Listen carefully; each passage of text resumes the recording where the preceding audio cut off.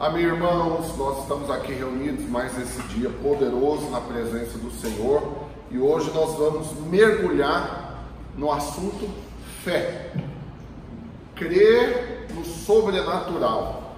E a primeira coisa que eu quero aqui é tratar com os irmãos algo que vai sempre confrontar sua fé, algo que vai sempre tentar se levantar como um teste na sua vida, que são as dificuldades, as situações que exigem de nós fé. E aqui eu quero falar para você o que fazer quando não sabemos o que fazer. E na medida que você entra nesse nível de fé para se comportar como o Senhor gostaria que você se comportasse, e como a palavra de Deus te garante, você vai olhar todas as circunstâncias que chegarem diante de você e vai dar a resposta certa diante delas, a resposta alinhada com aquilo que a palavra de Deus está nos instruindo. Amém, irmãos? Amém. Presta atenção, imagina determinada situação. Agora eu sempre gosto de usar isso como exemplo. Olha aqui para mim. Vamos imaginar que você vai na minha sala reunir comigo, e quando você chega lá na minha sala, lá tem uma mesa normal, minha cadeira do lado de trás, duas poltronas na frente para eu reunir com as pessoas, tem um sofá atrás e tudo mais. Vamos supor que quando você chega lá para reunir comigo, você senta numa dessa poltrona de frente para mim, só que você não consegue me enxergar, porque em cima da mesa tem uma geladeira deitada, em cima da mesa. Imagina essa situação. Você olha, você imediatamente vai questionar o que essa geladeira está fazendo aí. E aí você vai me questionar e eu vou te dar a resposta. É porque na minha sala tem um ar-condicionado na parede, bem em frente à minha mesa, que tem esse negocinho que sobe e desce, e aí quando ele faz um movimento, o vento leva as folhas que estão em cima da mesa. E aí, para que as folhas parassem de voar, eu coloquei uma geladeira em cima. Resolveu o problema das folhas voarem? Resolveu, elas pararam de voar. O vento não tem força para levantar a geladeira. Mas a geladeira existe para isso, irmãos? Esse foi o propósito pelo qual ela foi criada? Não. Então, quando você usa algo fora do propósito da sua existência, isso é um sinônimo de loucura. Aí, o que isso tem a ver com a nossa história? Você crê que foi Deus que te fez, irmãos? Amém mesmo? Amém. Uma vez que Ele nos fez para um propósito, e com um monte de funções, assim como um equipamento você tem funções, com um monte de habilidades, talentos, dons que Ele nos dá, e que nós devemos exercer, nós devemos avançar nesses dons, nós devemos fluir, crescer nesses dons, e nesses talentos e nessas habilidades. E presta atenção, porque a palavra de Deus diz que o homem nada tem, se do alto não lhe for dado. Você crê nisso? Quando você olha a palavra nada aqui, você sabe que no original, no hebraico, a palavra nada significa nada. Nada mesmo. Não significa nada menos algumas coisas. Tem aqui, Jorge. Tá de boa? Tem. Então não significa nada menos algumas coisas. Nada quer dizer nada mesmo. Então não tenha absolutamente nada que você tenha que não veio do alto sobre você. Então olha aqui para mim. Pastor, como eu faço para ter uma fé maior? Presta atenção, você não tem nada que não venha do alto. Como que você faz para ter mais fé? Você pede para Deus e Ele vai te dar mais fé. Como que eu faço para ter mais amor, mais paciência, mais frutos do Espírito? Você vai pedir e tudo vai ser dado por Deus. Uma vez que você recebeu, não basta você receber, mas agora você tem que fluir nisso, você tem que exercitar isso, você tem que crescer nisso. Por quê? Porque você recebeu um pé para andar, né? Dois na verdade, você recebeu ouvidos para ouvir, boca para falar, olho para ver, você recebeu tudo, mas você não nasce sabendo utilizar todas as coisas. Você recebeu tudo de Deus, mas agora você vai desenvolver. Concorda comigo? Você acredita que dentro de cada bebê que nasce tem um potencial para andar, correr, pular? Mas ele já nasce sabendo fazer isso? Não, ele vai desenvolver. Da mesma forma, o Senhor nos dá a fé que nós precisamos, e na medida que os dias vão passando, o que nós precisamos aprender? Apenas a desenvolver essa fé. E aqui eu quero agora te dar esse caminho de desenvolvimento de fé. Como se comportar diante de dificuldades. O que você tem que fazer quando você não sabe o que fazer? Qual resposta dá para uma pergunta que você nem imagina qual é a resposta? Como reagir a determinadas situações? Então presta atenção, porque o homem ele tem uma mania, e isso é do ser humano, e nós aprendemos isso literalmente desde a escola, e junta tanto matéria de escola com ditado popular, que diz que toda ação gera uma reação, e baseado na sua personalidade, baseado na sua criação, baseado no meio onde você está, você tem formas de reagir às determinadas situações. Cada coisa que fazem contra você ou que você se depara com elas, você tem uma maneira peculiar de reagir a isso. E na medida que você reage, porque você aprendeu como que faz, porque é o jeito que você normalmente faz, e que talvez até você fazendo dessa forma em algum momento você obteve sucesso, você então aprendeu formas de reagir a determinadas situações. Mas presta bastante atenção, queridos, porque na família da fé, como filho de Deus agora inserido na família espiritual e tendo o Senhor como cabeça sobre sua vida, você não deve mais reagir às situações como você reagia antes quando você era ímpio, e nem muito menos baseado em experiências anteriores. Por quê? Aqui é uma outra ilustração que eu gosto de dar. Repete assim comigo, fala: sucesso no passado, não garante, sucesso no presente, muito menos no futuro. E aí qual que é a ilustração que eu gosto de dar? Imagina uma situação de uma abelha voando, que de repente ela cai num copo de leite, e ela ali no copo de leite, ela começa a se debater e ela vai morrer afogada ali naquele copo de leite. Então uma outra abelha passando por ali, que já tinha enfrentado essa situação antes, vira para aquela abelha que está afogando e fala para ela: ô, calma, pare de se debater, senão suas forças vão acabar, você vai morrer afogado. O que você tem que fazer são movimentos leves e constantes com as suas asas, medindo e controlando a sua respiração, e num determinado tempo esse leite onde você está vai criar uma nata embaixo de você, que ela vai começar a endurecer, e quando isso acontecer, você vai conseguir virar e levantar voo e sair daí sem salvo. Então essa abelha presta atenção no conselho, faz exatamente como ouviu, e não é que dá certo? No devido tempo a nata cria, ela vira e sai voando. Aleluia, que bênção, né? Qual que é o princípio que você aprende nisso? Ainda nenhum. Qual que é a continuação da história? É que num determinado dia essa mesma abelha cai num copo de suco de laranja. E a primeira reação dela é começar a se debater, até que ela lembra: opa, lá no passado teve uma vez que eu caí numa situação igual, e foi só fazer movimentos leves e constantes, que no determinado momento isso daqui vai endurecer, eu vou virar e vou sair voando. E assim ele começou a fazer.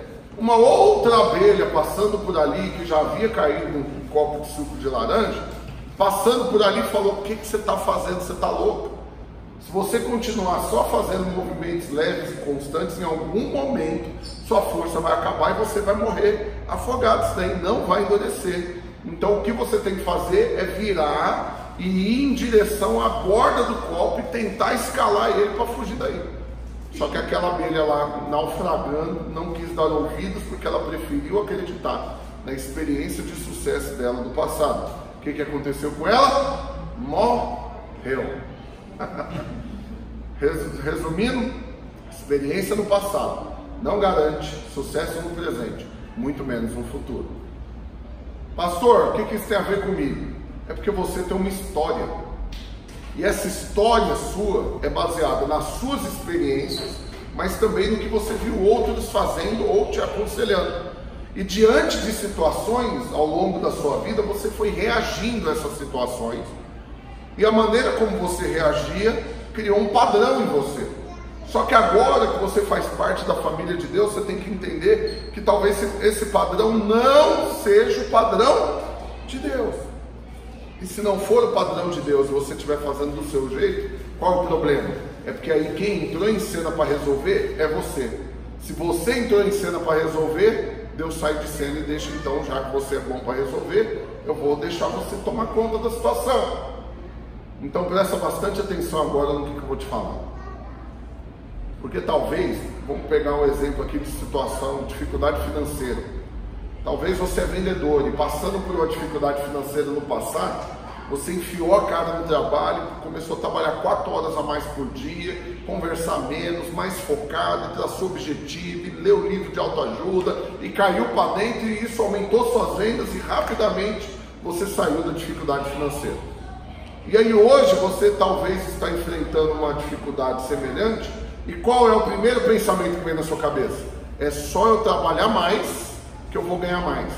Mas agora você mudou, como que eu falo? Você mudou a sua natureza, você mudou a sua região geográfica, você não mora mais na terra. A Bíblia diz que você é um cidadão do céu, que representa o céu na terra, um embaixador do céu na terra. Então as leis são diferentes, a ordem das coisas mudou. Então para o mundo, para ganhar mais é só trabalhar mais. Mas agora aqui não é dessa maneira, acredite. Aí você fala, uai pastor, mas que loucura. Se eu ganho um tanto, e eu sou vendedor, ganho comissão, e quanto mais eu vender, mais eu ganho, então como que eu vou ganhar mais se eu não trabalhar mais? Presta atenção, você tem um pai que libera sobre a sua vida favor. Você recebe unção para prosperar, você recebe sabedoria sobrenatural. A Bíblia diz que Salomão recebeu uma sabedoria sobrenatural. O que aconteceu com eles? Ele trabalhou mais? Ele foi o melhor vendedor? Não, a Bíblia diz que ele simplesmente levantou o maior rei. Nenhum nunca prosperou tanto. Só que detalhe, sem ter nenhuma guerra, nenhuma perseguição, e ainda sendo admirado por todos. Por quê? Porque ele é bom? É porque ele é bom, irmãos? Não, é porque aquele que é bom estava sobre ele. Então, vamos ainda pegar esse exemplo de vendas.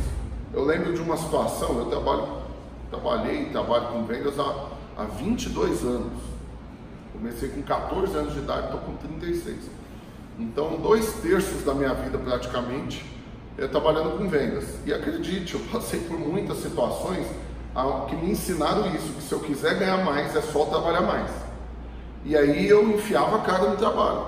E ao longo de, você tem uma noção, no ano de 99, foi quando eu achei que eu estava virando um robô, literalmente. Eu trabalhei o ano de 99 inteiro, das 8 da manhã às 10 da noite, e peguei 3 folgas e meia no ano. Aí você fala, 3 folgas e meia, é 3 dias sem trabalhar, e um que eu fui só meio período. Todos os outros dias foi das 8 da manhã às 10 da noite, porque eu tinha foco, objetivo, queria ganhar dinheiro, tinha mãe e irmão para sustentar, tinha coisas que eu queria conquistar. E qual que foi o pior que podia me acontecer? É que deu certo, ganhei muito dinheiro. E quando você faz isso, por que eu falo que é o pior que pode acontecer? É porque uma vez que deu certo, você acha que então esse é o caminho. Aí, quando eu tive uma experiência com Deus, quando eu nasci de novo, vindo de uma situação que eu estava mergulhado nela, de total quebradeira, com ameaça de morte de agiota, tendo perdido tudo que eu tinha, morando de favor na casa da minha sogra, tendo o banco tomado carro, tudo penhorado, com 22 processos trabalhistas que não tinha nem sido julgado ainda, que eu ia perder todos eles depois, eu nem sabia disso. Mas diante dessa situação, qual que você acha que era a minha única saída? Baseado na minha experiência, trabalhar mais. E quanto eu mais me enfiasse no trabalho, mais rápido eu sairia do problema. Aí, converti, nasci de novo, tive experiência com Deus, entreguei minha vida para Jesus, e isso virou um grande confronto dentro de mim. Como que eu saio da situação se eu não trabalhar mais? E agora está entrando na minha rotina, na minha agenda, um monte de coisa que não tinha antes, de ir orar, de ler a Bíblia, de ir para a célula, de ir em culto, de participar de jejum, de vir num curso, numa imersão da graça, de participar de encontro, de retiro, comunhão. Comunhão é bom, ganhei alguns quilinhos nela, mas quando você olha a situação, para mim era uma loucura. Como? Como, irmãos? Como? Para mim não tinha jeito, eu estava devendo R$1 milhão, com ameaça de morte, devendo para todos os bancos que você imaginar, cartão e tudo, cheque devolvido, com a agiota me ameaçando, e o pior, devendo para minhas cunhadas, devendo para minha sogra, e morando de favor na casa delas, sem poder dar R$1 para ajudar, recém-casado e com um filho recém-nascido. Eu brinco falando que aí é o subsolo do fundo do poço, é o G1, igual no shopping, você vai lá para o G1. Um belo dia algo aconteceu, um triste dia, na verdade, um horrível dia. Eu vou usar essa aula um pouco mais para dar o meu testemunho para os irmãos, que eu acho que cabe no que eu quero te falar. O que aconteceu? Eu tinha ainda na empresa, que chegou a ter 120 vendedores e faturar milhões, a gente estava com 4 vendedores apenas, sendo que um era meu irmão, 2 eram irmãos do meu sócio, que era o irmão e a irmã dele, e um louco, que trabalhava para a gente só sendo louco mesmo, porque não tinha perspectiva nenhuma de receber, mas estava lá. E aí esse cara chega para mim um dia e fala: a gente vai passar fome na minha casa, acabou o gás, eu não tenho dinheiro. E aí eu devendo para ele horrores de dinheiro, ele vendeu, ele tinha para receber, eu não tinha para pagar. Eu falei, eu tenho que ajudar esse cara. Aí eu lembrei, lá na casa da minha sogra tem um aparelho de som meu lá, que eu ganhei de premiação quando eu era vendedor, 5 anos atrás. Eu vou lá, vou pegar ele, vou vender um pregão, levantar o dinheiro e vou ajudar ele a comprar um bujão de gás. Assim eu fiz. Quando eu cheguei lá durante o dia para pegar, não tinha ninguém em casa, peguei o som e vendi. Quando eu cheguei em casa à noite, voltei para lá, resolvi o problema dele, mas queria um problemão para mim. Porque minha esposa perguntou cadê o som que estava aqui. Na hora que eu falei que eu tive que vender, nós tivemos uma briga horrorosa, ela falou coisas que me colocou extremamente para baixo, e eu também a ofendi. E ali eu falei, hoje minha vida acabou. Não tenho saída mais, eu vou acabar com a minha vida. Eu só sabia chorar e pensar em suicídio.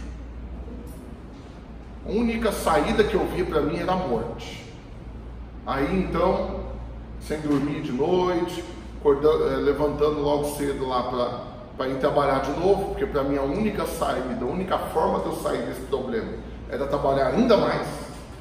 Aí fui trabalhar sem perspectiva nenhuma, desiludido da vida e pensando em suicídio. Durante o dia, um milagre já aconteceu. Milagre. Uma enorme quantia de dinheiro veio parar na minha mão e do meu sócio simultaneamente. Na verdade foi uma nota só de R$5. E que para nós era uma fortuna, porque nós chegávamos lá 8 horas da manhã, ficava até 10, 11 horas da noite sem comer nada, sem uma moeda no bolso. E alguém do meu tamanho ficar o dia inteiro sem comer nada, sem ser por jejum e presença do Espírito Santo, acredite, é uma tortura. E aí, 3 horas da tarde, R$5. Olhei para a cara dele, impressionantemente, nós pensamos a mesma coisa. Vamos na padaria comer um pouco de manteiga na chapa cada um. E aí a gente correu lá. Quando eu cheguei lá, encontrei com um rapaz que era gerente da minha conta no banco, anos antes, quando estava tudo bem, quando eu rachava de ganhar dinheiro. E que vendeu um monte de coisa para mim, consórcio, capitalização, seguro. Cada vez que eu ia lá, comentava ele no banco, dava um tchauzinho, eu olhava, tinha uma caneta na minha mão, estava assinando alguma coisa. O bicho era bom para vender. E eu, inocente, saía comprando tudo. Mas aí eu quebrei, perdi, ele saiu do banco, perdemos contato. Aí eu encontro com ele na padaria. Na hora que eu encontro com ele, ele me pergunta se eu estava bem. E aí eu admito que não estava. Começo a chorar. Como que eu vou mentir para ele e falar que eu estava bem? Eu passei a noite toda pensando em suicidar. Não acabei com a minha vida por covardia, por medo. Só isso, porque faltou coragem, porque não tinha outra opção para mim. E aí eu sentei com ele, contei tudo que eu estava passando, tendo que parar para chorar, falava um pouco, chorava, aí voltava, sabe quando você... Aí você tentava falar mais. No final, quando eu contei toda a história, ele falou, olha, dinheiro para te dar eu não tenho. E acredite, eu só contei tudo para ele, porque eu tinha expectativa de que no final ele ia me emprestar um dinheiro. Porque eu falei, ele era gerente do banco, saiu de lá, deve ter pego um acerto bom, e pegou mesmo, mais de R$1 milhão. E eu falei, esse cara pode me ajudar, mas na época eu não tinha recebido o acerto ainda, tá na justiça. E aí ele falou, dinheiro para te dar eu não tenho, mas uma coisa eu tenho. Toda quarta-feira na minha casa nós reunimos para orar, para buscar um milagre diante de Deus. E no seu caso, a única coisa que pode resolver é Deus. Então você deve buscar Deus com a gente. Eu fiz todas as comparações que você puder imaginar. Primeiro, no estilo de vida, como que eu vou encaixar as coisas de igreja, de Deus e tudo na minha rotina. Eu trabalho das 8 da manhã às 10 da noite. E eu tenho que trabalhar até meia-noite. Eu tenho que, na verdade, conseguir não dormir, porque quanto mais eu trabalhar, mais rápido eu saio desse problema. Segundo conceito que eu comparei, eu falei, eu estou quebrado, eu não tenho nada para dar lá na igreja não. Como minha mãe converteu numa igreja que tinha fogueira santa, que tinha óleo ungido, que tinha toalhinha celestial, que tinha sabonete para purificação, vassoura para varrer urucubaca, sal grosso, e tudo era 500 conto, eu ficava horrorizado, meu Deus, a vassoura de 500 reais. Né? Sabonete de 100 reais, acredite, irmão, sabonete de 100 conto para purificação espiritual. Porque o bispo orou, e se o bispo orou, aí a coisa acontece, porque o bispo está mais perto de Deus. Aí eu falei, eu vou quebrado para a igreja, eles vão me expulsar de lá. Eu não tenho nada para dar o dízimo e oferta, não tem, então sai daqui, pé rapado. Aí eu falei, vou lá para passar vergonha, com um monte de conceitos errados. E por fim, qual que era o pior na verdade? Você acha que Deus vai fazer alguma coisa por mim? Pecador, faço um monte de coisa errada. Estou nessa situação porque eu mereço. Eu estou colhendo o que eu plantei. Eu merecia, na verdade, era pior. Eu não presto, eu sou um miserável. Você acha que Deus vai abençoar alguém assim? Deus abençoa quem é perfeito, quem é certinho. Esse cara aí está com um cara que é abençoado por Deus. O cara é gerente de banco, tudo bem. A disposição do cara, parando numa padaria aqui para ouvir um quase desconhecido. Não, esse cara... Deus vai abençoar eu quero que o povo se exploda, eu estou preocupado só comigo. Se eu encontrar com alguém chorando na padaria, eu desvio dele. Perguntar para alguém se a pessoa está bem, ela falar que não, eu vou responder como se ela tivesse falado que sim. Ah, bom, então tá bom, tchau. Porque eu não vou ter tempo para dar atenção para ela, eu estou em problema demais já para mim. E é assim que o mundo vive, em total individualismo, cada um por si, Deus por todos. Mas aí ele permaneceu insistindo comigo e eu fui numa célula. 3 semanas depois, quando eu cheguei lá, eu posso falar que eu tive uma experiência de novo nascimento, de transformação. Primeira coisa, diante de todo esse contexto, eu cheguei como todo um bom visitante, eu cheguei atrasado, e ele, como todo bom líder, começou no horário. Então quando eu cheguei, já tinha passado as apresentações e a primeira música mais animada, e já estava em outra canção. Na hora que eu cheguei, essa canção já mudou minha vida, porque quando eu cheguei lá, estava cantando aquela música: não, este não pode ser teu fim, não é o que Deus sonhou pra ti, não podes aceitar. E aí quando você pega a letra dessa música, era o que eu estava passando, e no final eu já estava gritando cheio de fé: bendita será minha casa.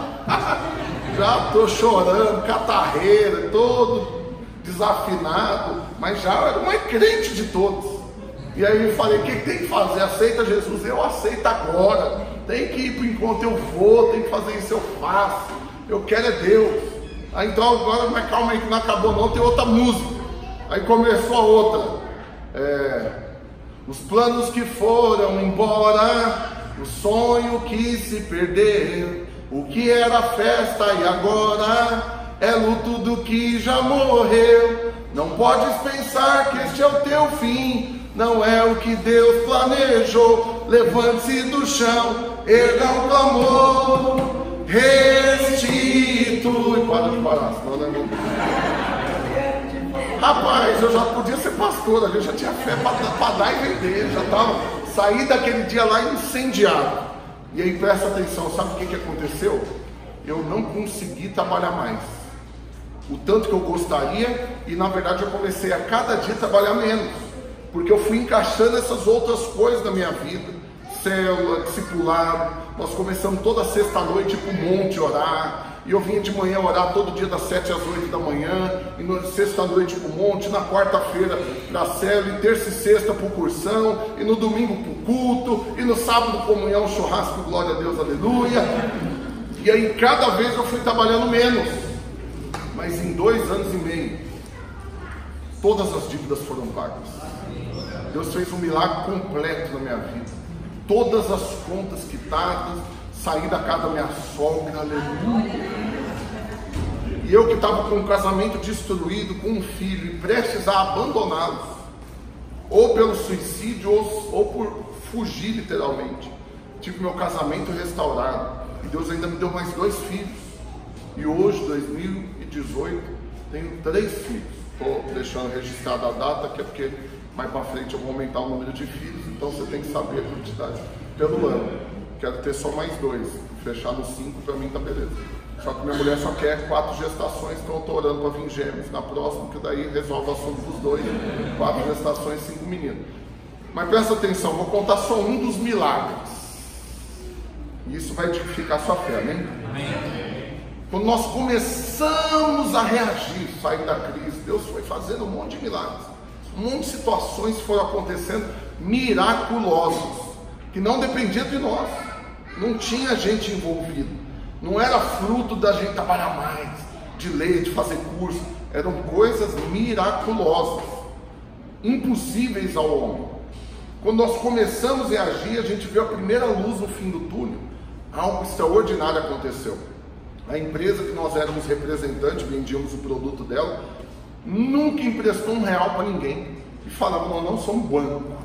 Você precisa de dinheiro emprestado, você pede para banco. A gente paga a comissão de venda, vende que você recebe. E aí nós devíamos quase R$200 mil para ela, para essa empresa, por conta de cancelamentos de vendas do passado, de quando vendíamos milhões, e que, como parou de vender, não teve como eles descontar esses cancelamentos.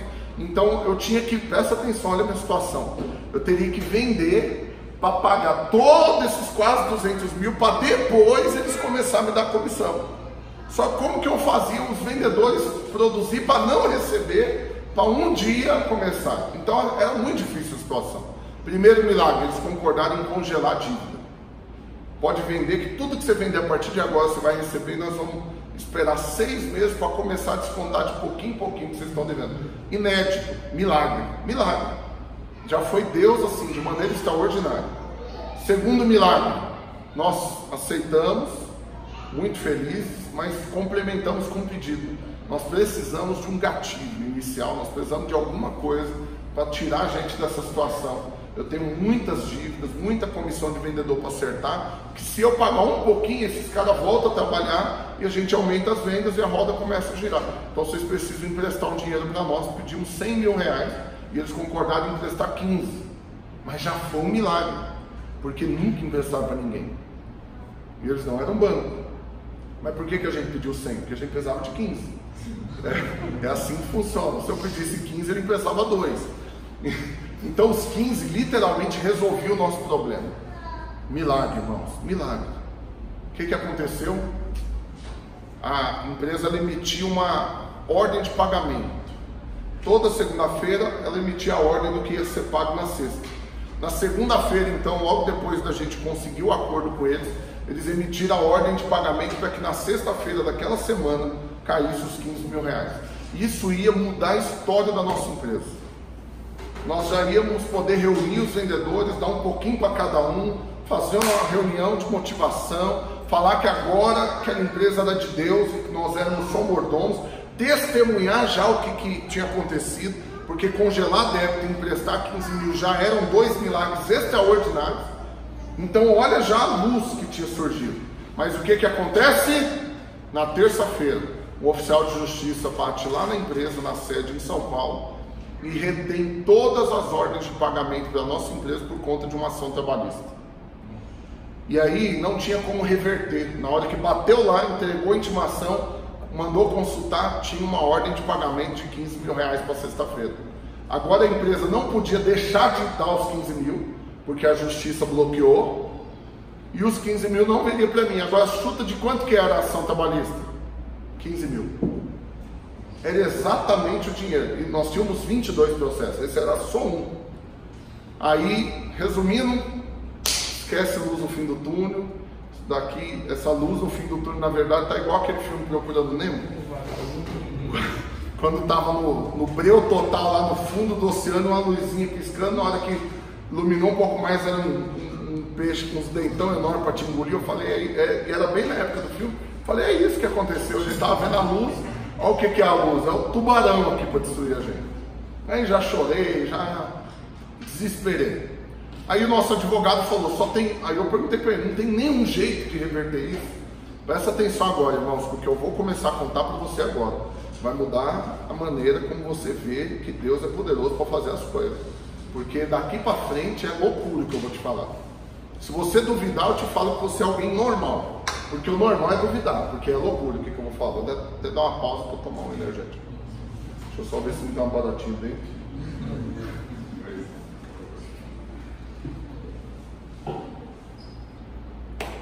A gente foi para o advogado e perguntou: qual é a chance de resolver isso? Qual que é a solução para isso? Ele falou: o único jeito é você encontrar a menina do processo, que vai ganhar os 15 mil, que na segunda-feira o dinheiro vai estar à vista na mão dela, e convencer ela a fazer um acordo para não pegar esses 15 mil, para vocês poderem receber parcelado. Agora vamos lá, eu sou funcionário de uma empresa que quebrou, saí, pus na justiça, e a justiça conseguiu bloquear o dinheiro do meu acerto, e eu vou receber ele à vista.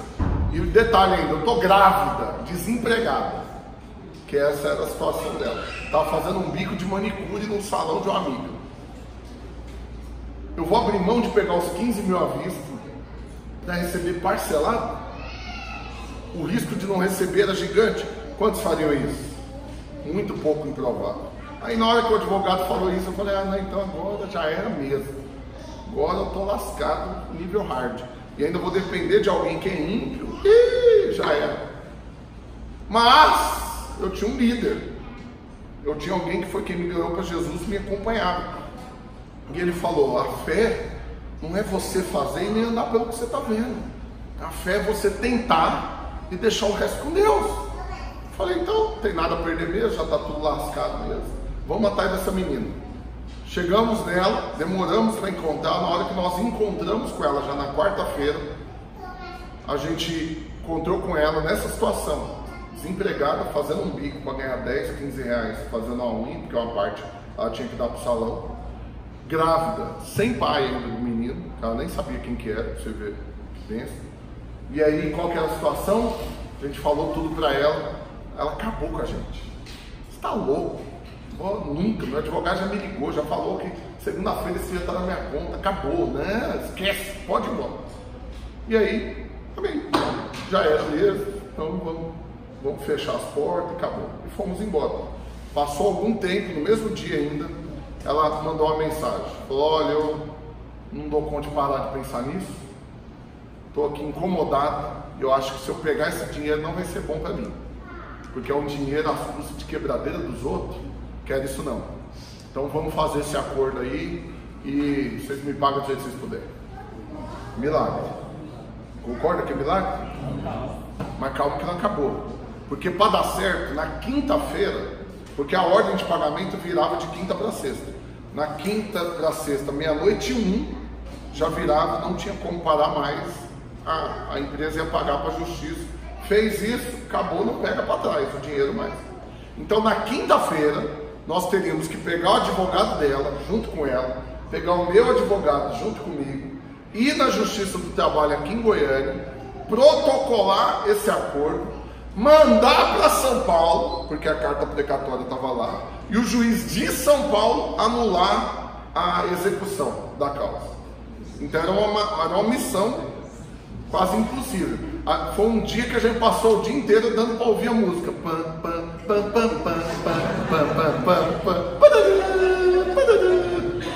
Era missão impossível. Eu me senti o Tom Cruise ali mesmo. Não, era uma missão impossível. Resumindo, marcamos com todo mundo, chegamos na Justiça do Trabalho quase 1h da tarde. Chegamos lá, a audiência que estava dentro da sala era para ter acontecido 9 da manhã. Ou seja, está tudo atrasado.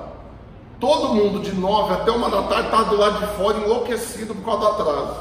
E a juíza lá dentro, com o povo dentro, julgando a ação que era para ter acontecido às 9. Nós falamos com o povo lá: ó, nosso caso é urgente, eu preciso de 10 minutos da juíza para entrar, para protocolar o acordo. Ninguém concordou, só por cima do meu cadáver.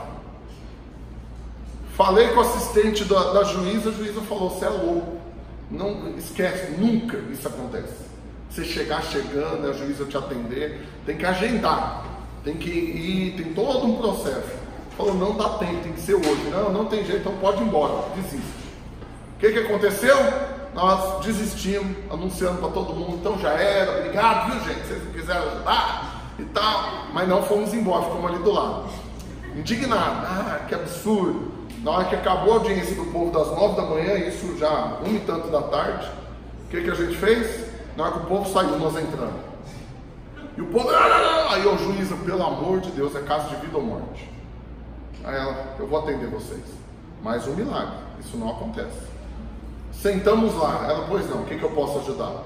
Na hora que nós explicamos a situação, ela tem um dinheiro para receber, já está tudo resolvido, amanhã esse dinheiro vai cair para ela. Ela, segunda, já vai poder sacar, mas ela concordou de fazer um acordo e de liberar esse recurso, para a gente pagar ela parcelada, porque isso vai ajudar a nossa empresa a continuar funcionando. A juíza falou, pode parar de falar. Minha filha virou para ela, minha filha, se você está debaixo de ameaça, de coação, me fala que eu mando prender eles agora. Ninguém em sã consciência fazia um negócio desse. Que é o meu conselho, a juíza falando que é o meu conselho, fica que esse dinheiro eles não vão te pagar. É o capeta levantando na hora. Não pode nem xingar a mulher, porque senão ela manda prender, juíza. A gente engoliu aquilo ali, miserável, está acabando com meus planos. Aí agora mais um milagre. A menina posicionou para cima da juíza. Não pediu opinião da senhora. Estou resolvido. Sou maior de idade, resolvo minha vida. Não tem coação nenhuma. Eu quero ajudar. Toma, trouxa. Aí a juíza, a contragosto, homologa o acordo. Calma. Tudo aqui já foi milagre, irmão? Já foi milagre. A gente sai da sala dela mais 3 horas da tarde. Quando a gente sai da sala dela mais 3 horas, agora eu não posso simplesmente mandar para São Paulo, porque tinha um trâmite legal para fazer isso. Para o TRT de Goiânia mandar para São Paulo tem um trâmite.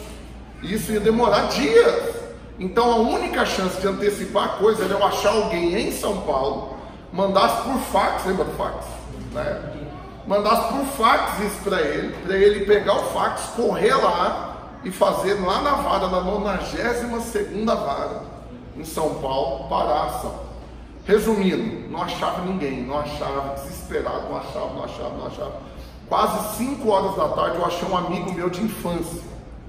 Ele atendeu, eu falei, meu Deus, a situação é essa, me ajuda. Ele falou, eu ajudo na hora, só tem um problema, eu estou em Campinas, estou a 100 quilômetros de São Paulo. Ele falou, mas manda aqui que eu vou fazer em tempo recorde, vou atropelar o povo na rua se precisar, vou tomar multa, mas eu estou contigo, deixa eu te ajudar. Aí ele fez em 1h10, das 5 da tarde até 6h10, o que também já foi milagre, acredite. Você andar 100 quilômetros e ainda transitar em São Paulo e chegar no centro de São Paulo em 1h10 é avivamento, é glória. Que é um trajeto que você demora 3 horas, pode trânsito, e a distância mais o trânsito. Milagre, ele chegou lá, 6h10. O que aconteceu? Fechou a vara e o juiz já tinha ido embora. Quando ele chega lá, o cara do prédio falou, não, acabou, não tem juiz mais nenhum aqui não, 5 e pouco, eles já vão tudo embora. E aí ele, não, mas deixa eu ir lá na vara, tal. Aí o cara da segurança deixa ele subir. Quando ele sobe lá, chega na 92ª vara. Agora é que vai ter um milagre que vai ser enlouquecedor para vocês. Então, não perca os próximos capítulos dessa novela. Quase infartando. O que aconteceu, irmãos? Ele chega na vara. Mesa assim com um monte de gente, uns 40 funcionários, mas na hora só tinha uns 10 lá. A maioria já tinha ido embora. E o juiz já tinha ido embora. E aí ele chega desesperado, ofegante, mas o chefe da sessão estava lá. E aí ele perguntou, o que é o seu caso? Aí ele explicou todo o caso. Quando ele explicou, ele falou que, não, primeiro, que para mim isso é mentira. Esse fax aqui é mentiroso. Eu não acredito que ninguém em sã consciência, falar igualzinho a juíza que foi ele, ninguém em sã consciência faria um acordo desse. A menina amanhã vai receber, agora ela está aceitando receber R$300 por mês. Tá doido? Quem que vai fazer um negócio desse? 50 meses? Não, isso daqui é mentira. Aí ele falou, pô, mas mesmo assim o juiz não está aqui mais, já era. Aí meu amigo insistiu, mas pelo amor de Deus, alguma coisa tem que ser possível de fazer, porque o mais difícil a gente já fez, isso daqui é de verdade e tal. Agora olha aqui o milagre. Aí o cara vira e fala, a única chance de eu fazer alguma coisa, porque eu consigo, pelo sistema aqui, travar a execução e liberar essa ordem de pagamento para a empresa pagar lá seu amigo, eu posso fazer isso. E aí amanhã eu explico para o juiz, não tem problema, eu trabalho aqui há 20 e tantos anos e ele confia em mim.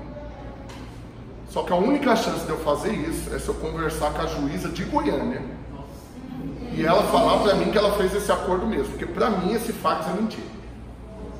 Então liga lá em Goiânia. E aí ele pegou o telefone, ligou, achou aqui TRT 18 na sessão tal, ligou, na hora que atendeu, já foi embora a juíza. Agora vem um milagre. Meu amigo com o coração na boca, olhando a situação, o cara no telefone é mesmo, ela já foi, você não tem o número do celular dela, é aqui do TRT de São Paulo, era um caso urgente. Só um minutinho. Calma que nem versículo eu falei ainda tem umas coisas para falar. Aí ela vira e fala, você não pode passar o celular dela? Não, ela não autoriza jamais passar o celular dela, juiz. Eu falei, então tá bom. Aí o cara desligou o telefone com o meu amigo no balcão atrás dele, com mais 7 ou 8 funcionários na sessão só. E aí ele parou. E foi em direção a uma das mesas, que ainda estava o funcionário lá. Agora presta atenção. Fulano, você não é de Goiânia? Sou. Seu pai não é funcionário do TRT lá em Goiânia? É. Por acaso você não conhece essa juíza aqui? Desde que eu nasci. E talvez você não tenha o número do celular dela? Tenho demais. Saca o telefone, tá aqui o número dela, pode ligar, amigo de infância.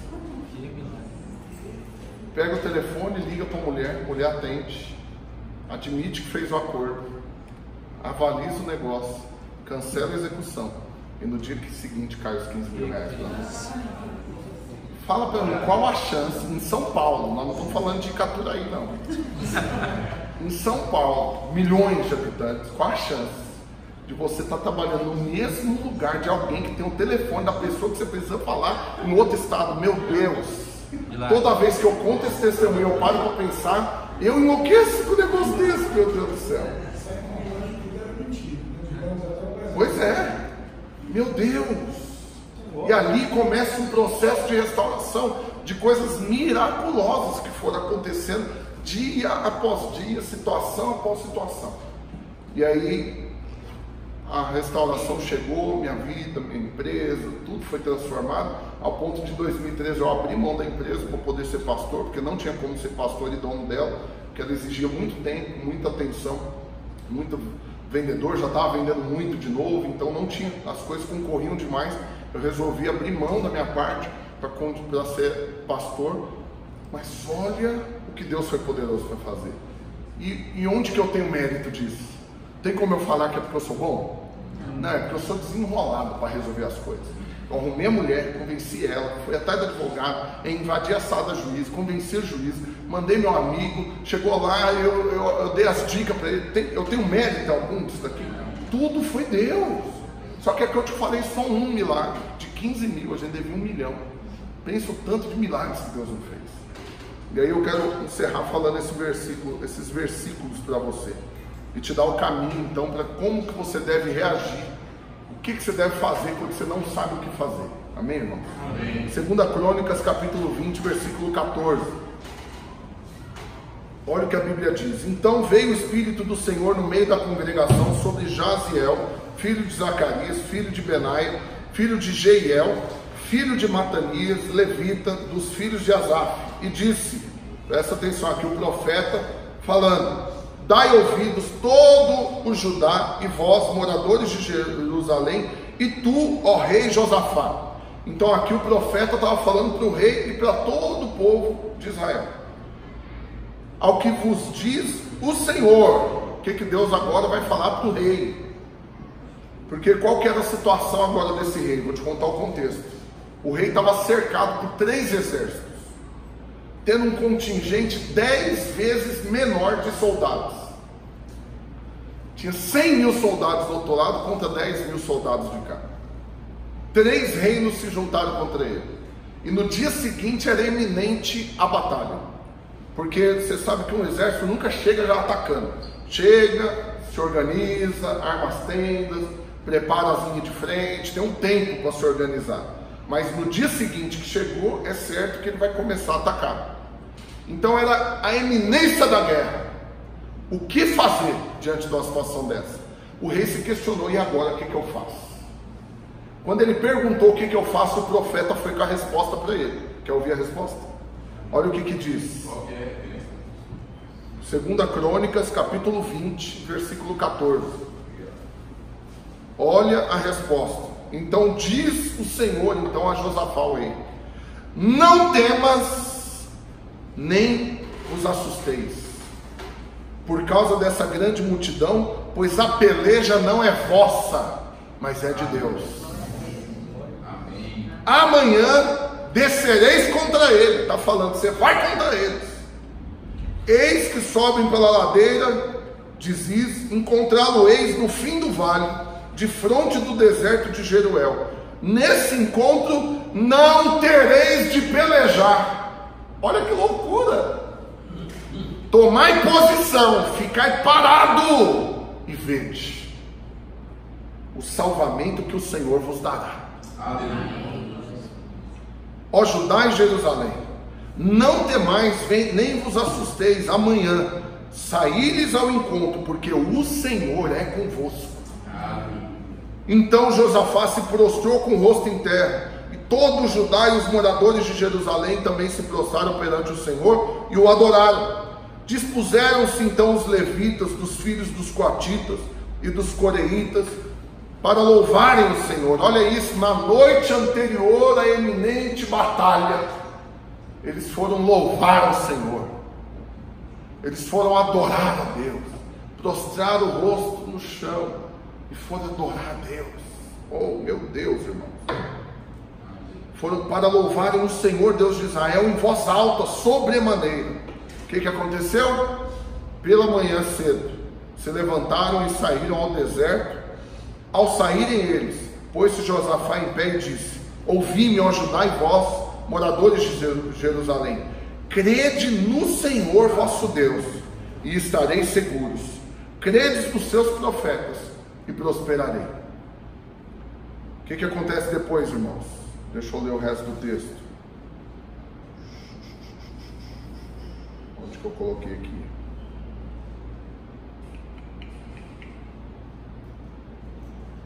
E aí, no versículo 21 em diante, a Bíblia fala que o Senhor mandou eles começarem a cantar na iminente batalha. E enquanto eles começaram a cantar, pôs o Senhor emboscadas contra os filhos de Amon, contra os exércitos que estavam contra ele, e de Moabe e do monte Seir, que vieram contra Judá, e foram desbaratados. Presta atenção, eles se levantaram pela manhã para ir contra um exército 10 vezes maior que eles, e na hora que chegou lá na iminente batalha, Deus mandou eles louvarem e não pelejar, porque a luta não era deles. E enquanto eles louvavam em posição, o Senhor desbaratou o exército inimigo. Presta atenção, porque aqui está a chave. Como que você vence uma situação que você não tem como vencer? Primeira coisa, não temais. Não deixa o temor, o medo entrar no seu coração. Por quê? Porque não depende de você. Você fica com medo de algo que depende de você e você não consegue resolver. Você fica com medo de algo que é maior do que você e vai te destruir. Você fica com medo de algo que você não consegue controlar. Só que Deus está falando: não temais e nem vos assusteis. Não tema e não se assuste.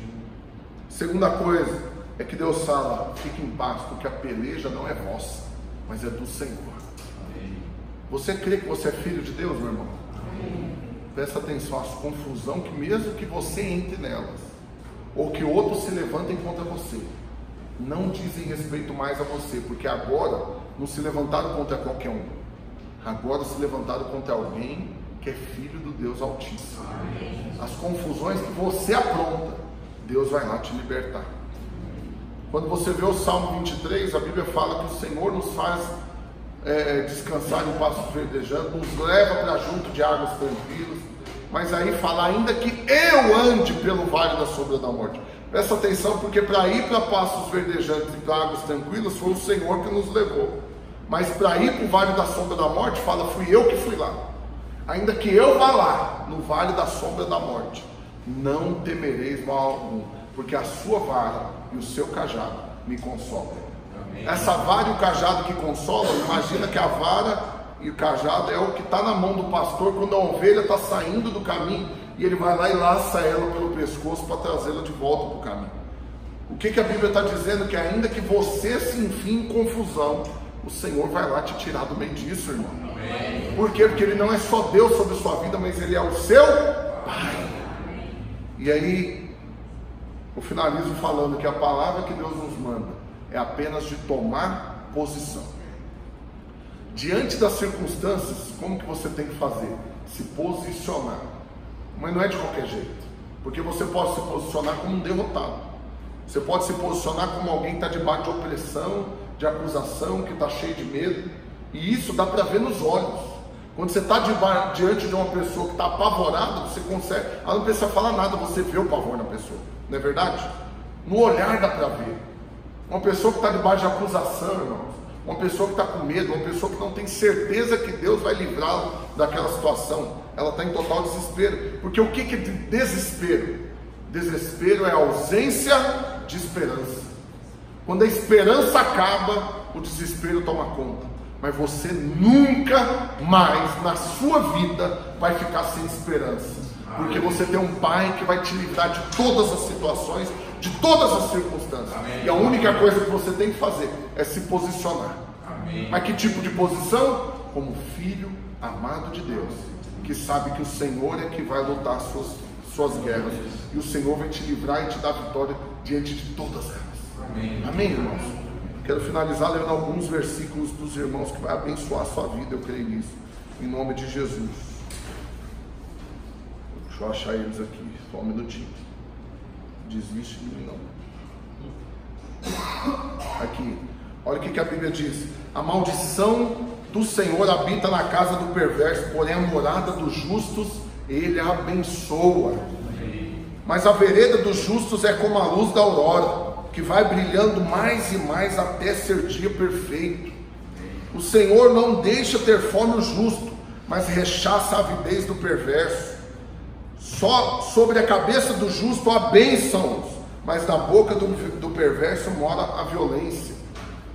A memória do justo é abençoada, mas o nome dos perversos cai em podridão.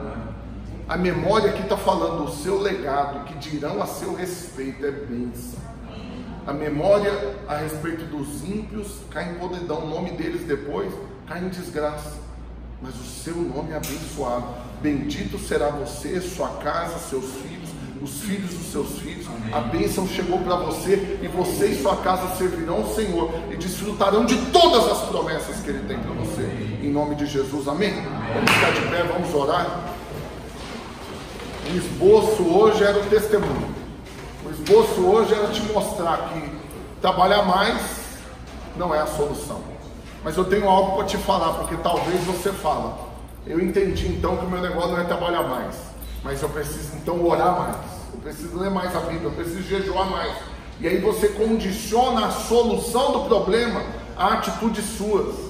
Se você orar mais, jejuar mais, ser mais santo, mais fiel, guardar mais os mandamentos, aí Deus vai vir em seu favor. Presta atenção, o que determina que Deus vai vir te salvar, te libertar, te abençoar, te prosperar, não é o que você faz, mas é o que você é. Você é filho amado de Deus, amém. Salvo, escolhido, separado, amém. E destinado a reinar com Ele. A palavra do Senhor deixa bem claro que não fostes vós que escolhestes a mim, antes eu escolhi a vós outros e vos designei para que vades e deis fruto, e o vosso fruto permaneça. Amém. E essa é a promessa que está sobre você. Você foi escolhido por Deus para frutificar, multiplicar, prosperar. E hoje, em nome de Jesus, uma fé sobrenatural vai entrar no seu coração. Amém. Porque a tentação do diabo diante de nós é de tentar imaginar de onde vai vir a solução. Quando você tem uma dificuldade, você já pensa: a quem que eu vou recorrer?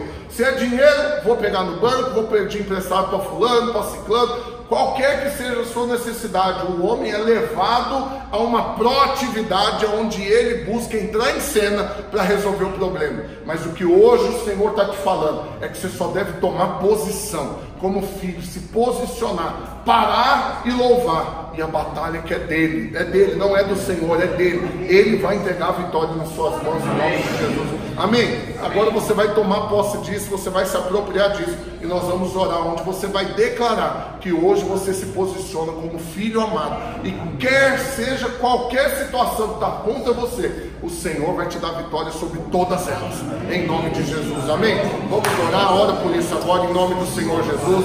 Pai, eu abençoo os meus irmãos e declaro sobre cada um deles uma fé sobrenatural sendo gerada, uma fé extraordinária, liberando vida, graça, unção e poder. E eu declaro que, indiferente de qual seja a circunstância, o Senhor dá o livramento agora, e o Senhor gera fé agora, e eles agora se posicionam como filhos amados, filhos amados, que entrarão no reino, que desfrutarão da promessa, que mergulharão no favor, que crescerão em fé e irão desfrutar da vitória. Eu declaro que hoje esse posicionamento acontece, e eles entendem que a batalha é do Senhor, é o Senhor que vai trará a vitória. Não depende de você, não depende de nós, depende apenas do Senhor. O nosso papel é apenas crer e descansar no Senhor, em nome de Jesus. Aleluia, glória a Deus. Dá uma salva de palmas do Senhor.